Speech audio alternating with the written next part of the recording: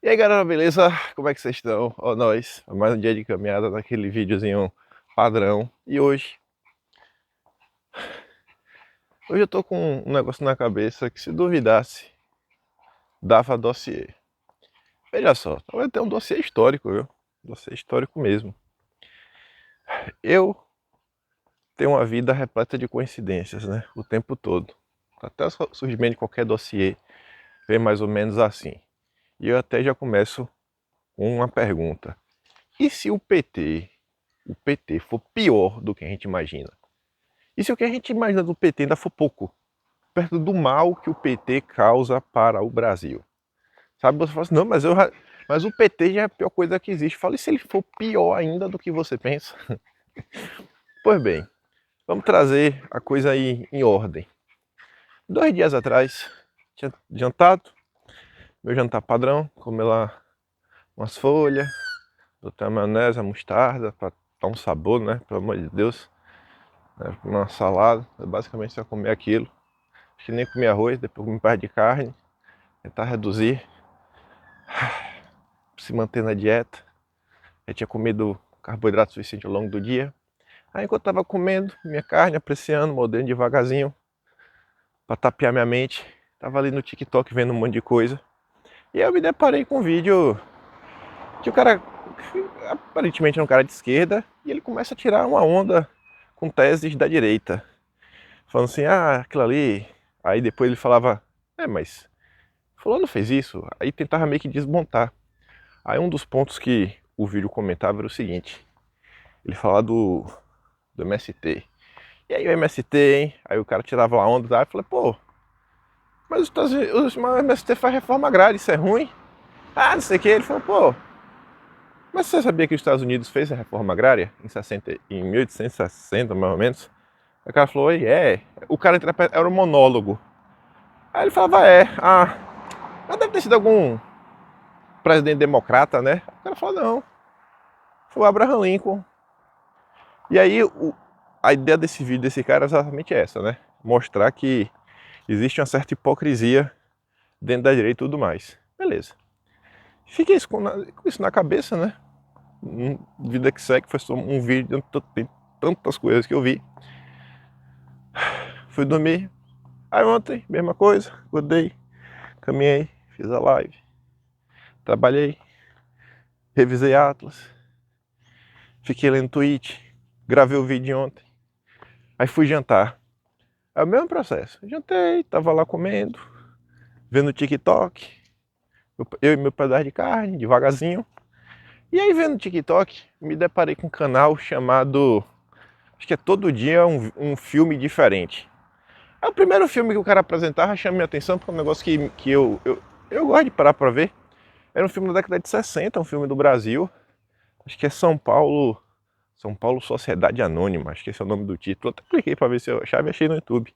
É um vídeo que mostra muito a cidade de São Paulo, assim. É um filme que se passa, o ator é Otto alguma coisa, mas ele contracena com Eva Vilma. Eva Vilma todo mundo conhece, novinha, rapaz.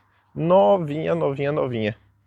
E aí eu acho as coisas interessantes porque, sabe, eu gosto de construir na minha cabeça aquele ciclo temporal de assim, onde tudo era mato e onde existe cidade com prédios e arranha-céus.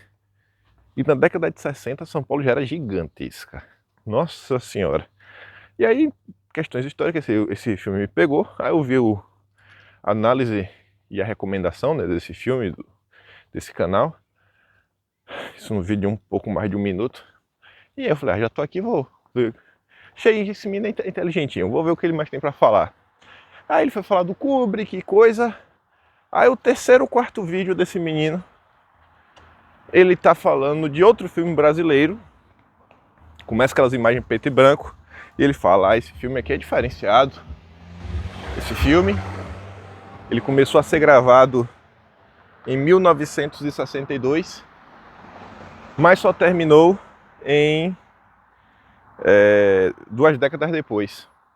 Ele teve que ser interrompido por conta do golpe de 64.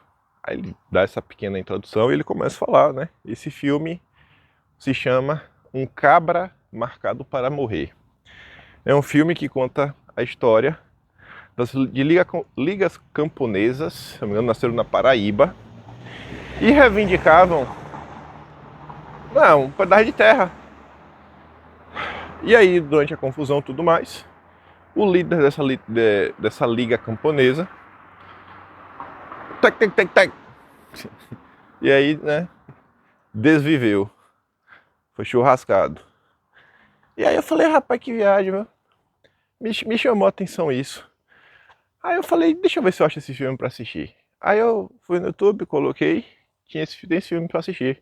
Eu falei, poxa, interessante, né? Aí cliquei pra dar um play. Assim como gravação antiga, tem aquela voz de radiodifusão. E aí começa a falar um monte de coisa, né? Começa a narrar o início do filme. E esse filme, a ideia dele é ser uma espécie, não é um filme de ficção. É para ser um filme, é para ser um documentário. E aí, esse documentário, inclusive, entrevista as pessoas que fundaram as ligas lá camponesas, que lutaram. A mulher desse cara que perdeu a vida, né? Os coronéis que tinham lá as terras e tudo mais, década de 60. E aí, o filme começa numa feirinha livre. E é curioso você ver a pobreza no Nordeste. Aquele cenário que todo nordestino que não mora na capital já viu. Pelo amor de Deus, é impossível não ter visto aquilo ali na vida, a não ser que o cara esteja preso dentro de casa. E aí é engraçado que na feirinha, todo mundo assim andando, feira livre, na região ali, você consegue ver no fundo um tanque grandão, gigantesco da Texaco e da Esso.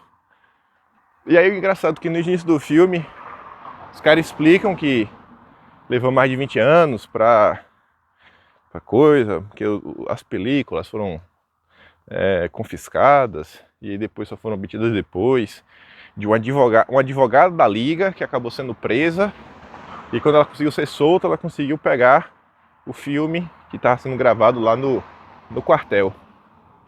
Aí eles falam isso, eu achei até curioso que ele fala assim, não, queremos comentar também aqui, né, mostrar o que estava acontecendo na época. Esse filme também se predispõe a isso. Ele não fala a palavra agradecer, mas é mais ou menos o seguinte, né? Fala aqui também da questão do movimento nacionalista que vigorava na época. Aí fala, pô, curioso. Realmente, na década de 60, ali, final dos anos 50, você pega os jornais, o pessoal muita coisa comenta, existia um movimento forte nacionalista no Brasil, se preocupando com alguns aspectos econômicos, dentre outros, enfim. E aí o filme começa, eu comecei a assistir o filme, falando um monte de coisa. E aí o que eu notava no filme? A galera dessa linha camponesa, gente, não é militante comunista, não é militante de esquerda, não é nem militante político. Tu vê o naipe das pessoas, é gente que não sabe ler, sabe? Não é que assim, esse pessoal foi instrumentalizado, isso aqui. Cara, a forma como eles estão contando ali a história, e eles estão narrando de onde veio a ideia, do que é que eles se inspiraram, tudo mais. Não era uma espécie de movimento revolucionário, vamos tomar conta do Brasil, vamos sair invadindo tudo mais. O negócio começa meio que na Gameleira, um engenho grande, tinha 150 famílias, se eu não me engano. E aí o pessoal meio que arrendava a terra, ficava por lá, e meio que começou a confusão. Enfim, o pessoal queria um pedaço de terra para chamar de seu. Aí não teve como eu não lembrar da questão dos Estados Unidos. Que nos Estados Unidos teve a reforma agrária, teve um pedaço de terra para as pessoas. Aí eu fiquei com isso na cabeça, né? Aí eu fiquei matando, e aí tem a pergunta que eu falei logo do início, né? E se o PT for pior do que tudo que a gente realmente acredita? Antes de falar do PT, vamos só fazer uma pequena regressão histórica sobre Estados Unidos e sobre o Brasil. Qual a história dos Estados Unidos, né, mais ou menos? Cristóvão Colombo foi para lá, América, beleza, achou a América, e aí a galera tava lá meio chateada com a Inglaterra e foi para os Estados Unidos meio que povoar, começa ali nas 13 colônias, mais ou menos, né, na costa leste dos Estados Unidos, e depois você tem a expansão para o oeste, né, oeste, o longe oeste, né, o longe é far west, faroeste, né, daí que vem a palavra faroeste, inclusive, é o far de distante junto com o oeste. Então, vem aí, faroeste e tudo mais. E aí que entra esse processo do... Nossa senhora, esses cachorros, velho. Esse deve ser primo de Nami, latindo até agora. Ah, que dor na minha cabeça. Deus é mais. Enfim, voltando. Então, foi nesse processo de expansão para o oeste que teve o processo de reforma agrária. O Lincoln foi lá, ó, se você quiser ir para o oeste, você tem direito de pedir, de clamar para si um pedaço de até 160 acres, eu não sei o que seria equivalente a 160 acres em hectares. Você pode pegar até 160 acres, paga uma quantia módica, mas você tem que ir para lá, você tem que plantar. Então isso ajudou a povoar os Estados Unidos. Então lá tinha muita terra, assim, federal, inutilizada. O Brasil não, o Brasil é diferente. Vem Cabral, eita, terra de Santa Cruz. Cabral vem, fica, lindo, maravilhoso, conta pessoal, Pero Vaz de Caminha fez aquela linda carta. E o que acontece? O Brasil não veio a galera, vamos para cá, a gente fica aqui nessa região e tudo mais, vamos indo. Não, o Brasil, a galera já vem com o Brasil dividido. O Brasil tinha as capitanias hereditárias, então já começou ruim. O Brasil já começou com dono. O Brasil já começou com dono. Enquanto a galera mais ou menos veio dos Estados Unidos, obviamente tinha gente que foi mais favorecida nessa divisão de terra. No Brasil, meu irmão, o cara tinha uma faixa de terra gigantesca. Mas gigantesca, gigantesca, gigantesca. Então, a relação do povo e as famílias com a terra no Brasil é completamente diferente dos Estados Unidos. O avanço para o oeste no Brasil também é diferente. O brasileiro indo lá para a região do Mato Grosso, né, entrando lá os bandeirantes e tudo mais, até para o sul, isso também foi diferente. Então a gente viu nascer no Brasil, até também a questão de escravidão e tudo mais, um processo onde a população se ampliou, e não houve uma tentativa de divisão minimamente justa em relação à terra, né? Porque já tinha dono desde 1500. Eu conversei com um amigo sobre isso e ele me contou aí uma família que vocês vão conhecer muito bem se eu falasse o sobrenome. Ele falou, cara, até ano X, essa pessoa tinha mais ou menos 5%. Assim, se pegasse a quantidade de fazenda que ele tinha, dava 5% do Brasil. Imagine, até tal ano. Família grande, aí no meio... Enfim, né? Trabalha aí com um setor, não é o setor financeiro, não é do setor financeiro. E ele falou, e essa família tem uma fazenda gigantesca em tal estado, do lado daquela outra família que também é desse setor, que também não é do setor de finanças, mas são pessoas muito poderosas no Brasil. Ele falou assim, então é muito absurdo o que rola. Às vezes, assim, imagine 5% do país na mão de uma família. Aí que eu parei para pensar e falei, gente, rapaz, realmente, né, imagine se lá atrás, e aí eu já lembrei de outra coisa. Fazendo o dossiê da bucha, houve uma denúncia da turma lá do... acho que é Plínio Salgado, pessoal lá da Anauê, ou foi o próprio Gustavo Barroso que falou sobre isso. Os caras estavam denunciando, não foi coisa dessa não foi disso não. O que eu achei no dossiê da bucha foi o seguinte, um inquérito que ficou salvo no Arquivo Nacional de um cara que foi preso, um revolucionário, ligado a alguma questão aí meio comunista da vida. E aí ele estava com um folheto, né, um folhetim com as explicações que falava que desde o fim da escravidão, ao invés de no Brasil se tentar fazer algum tipo de divisão minimamente justa para entregar um pedaço de terra para algumas pessoas poder se autossustentar, né, viver da subsistência, o que aconteceu foi que os bucheiros estavam incentivando a imigração no país para pegar o pouco dinheiro que os imigrantes tinham, imigrante italiano e tudo mais. E aí eles falavam que a denúncia que eles estavam fazendo é que estava ocorrendo grilagem de terras. Então você vê que o negócio é completamente diferente. E esse processo estava levando ao empobrecimento da população, que estava migrando majoritariamente para as cidades em busca de alguma coisa, e ficava, né, acabando ali na região periférica, Daí que dá inclusive a origem das favelas. Olha como a história vai se conectando. Aí eu também fiquei pensando nisso, eu falei, cara, poxa, até os anos 60 realmente a oferta de emprego no Brasil não era igual aos Estados Unidos. O que a gente tinha aqui de indústria? Naquele momento a indústria meio que estava surgindo. Aí o primeiro filme que o menino chamou na minha cabeça lá sobre São Paulo, na década de 60, fala sobre isso, né? O ápice do desenvolvimento industrial do Brasil naquela época. Mas era uma coisa meio incipiente. Tinha vindo, beleza, a indústria de carros, mas faltava muito ainda. E aí você vê, né? O cara vai sair da roça para trabalhar onde? Então, assim, um Brasil que não tem não tinha pleno emprego, segue não tendo. Então muita gente precisaria continuar no campo. Fora que o cara nasceu no campo, o cara tem 40 anos, 50 anos, o avô dele era escravo, cara, o cara não tem educação. A única coisa que ele sabe fazer é plantar batata. Então assim, bicho, existe uma fundamentação quando se fala assim, poxa, é necessário, sabe, dar aqui uma titulação de terra. Tanto que quem foi que deu mais títulos de terra? Mais títulos de terra do que qualquer um outro? Bolsonaro. Vocês vão falar que aquilo ali estava errado?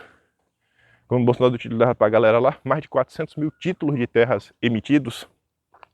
Aí que entra o ponto. Pra gente falar que o PT é a pior coisa que existe.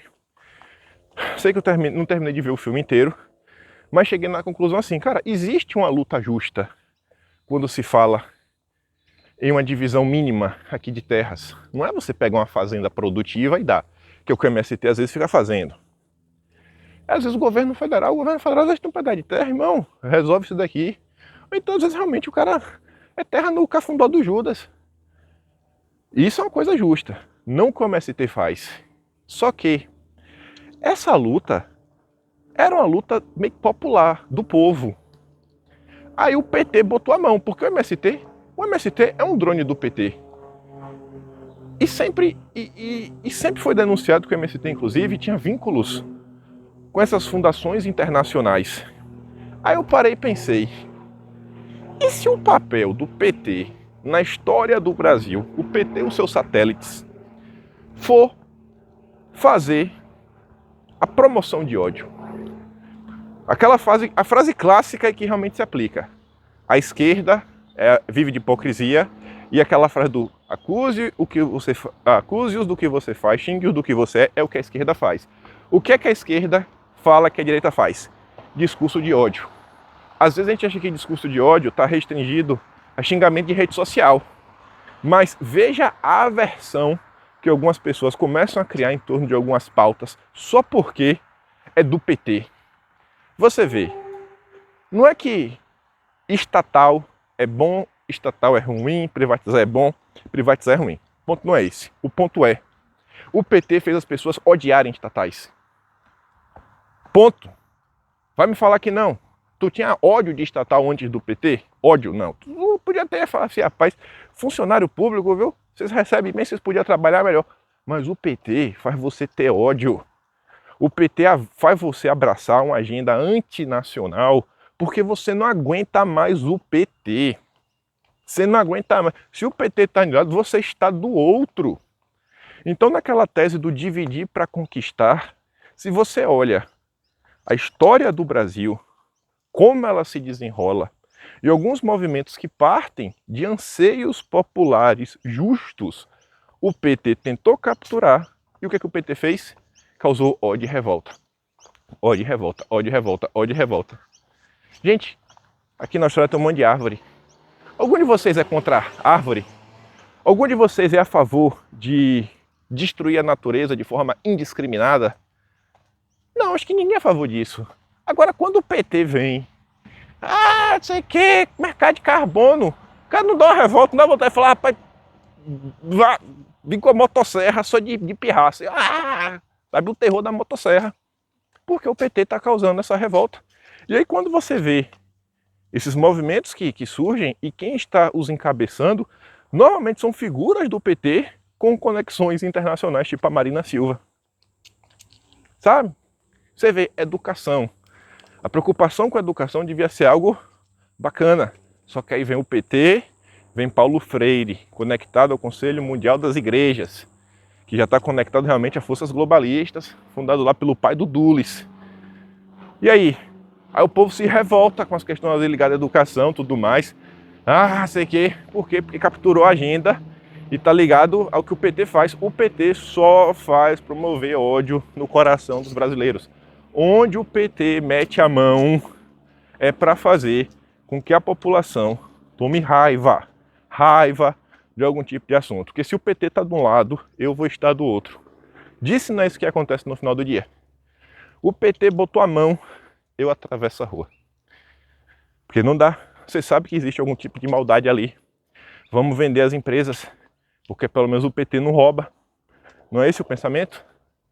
E eu fiquei matando sobre isso, né? Quantas e quantas pautas, assuntos, agendas, sei lá.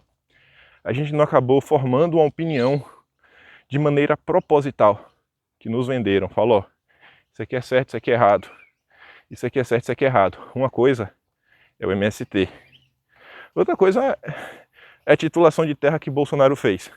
Essa acho que é um exemplo que todo mundo entende. E eu fiquei pensando, né? Falei, poxa, nos Estados Unidos rolou isso. Olha como foi o processo. Olha como é que o governo fez. Olha como é que o país começou. Olha como foi a expansão do país lá. Agora para o Brasil. Capitania hereditária. Famílias que estão aí até hoje. Rapaz. Enfim, viu? Eu só chego à conclusão do que eu falei no início. E se o PT for ainda pior do que tudo aquilo que a gente já sabe?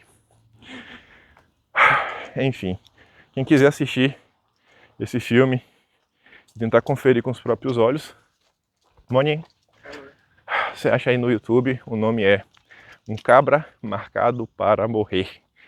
E aí vai ter a história aí eu não assisti o filme todo, vi o começo. Lá da como é que começa esse movimento, Liga Camponesa, tudo mais. Você acha, mas tem vários. Você acha fácil aí. No YouTube mesmo, só colocar que você acha. O filme tem 1h40, eu acho. Eu acho, né? Tô na dúvida aqui agora. Mas é isso. No mais... Nossa, cansei, vou subindo essa ladeira. No mais, ficamos por aqui. Sexta-feira, com certeza vai ter uma confusão, né? Nem abri o Twitter direito. Fui dormir pensando nisso ontem. Tô aqui pensando nisso. Relembrando coisas que já li. Denúncia, a própria aquela denúncia da bucha ficou batendo na minha cabeça. Falei, rapaz, velho, que onda, viu? Que onda. Hoje eu começo a entender por que entender a história faz algum sentido. Antigamente eu falava, pra que essa porcaria de história não serve pra nada? Ou matéria inútil. Eu falava que se eu fosse dono de escola eu ia tirar a matéria história do currículo. Não, tem essa porcaria que não ajuda em nada. Não vai ter história não. Vai ter matemática só. Matemática, física e química. Hoje em dia eu já vejo que é importante ter um português. É importante ter história. É importante, na verdade, ter um conhecimento geral de tudo. Se você quiser entender um pouco do mundo. Essa educação universalista brasileira, se for bem feita, se fosse, né? Daria certo. O problema é que também não é. Vamos em frente. Aquele grande beijo e abraço, tamo juntos. Valeu, galera. Fui.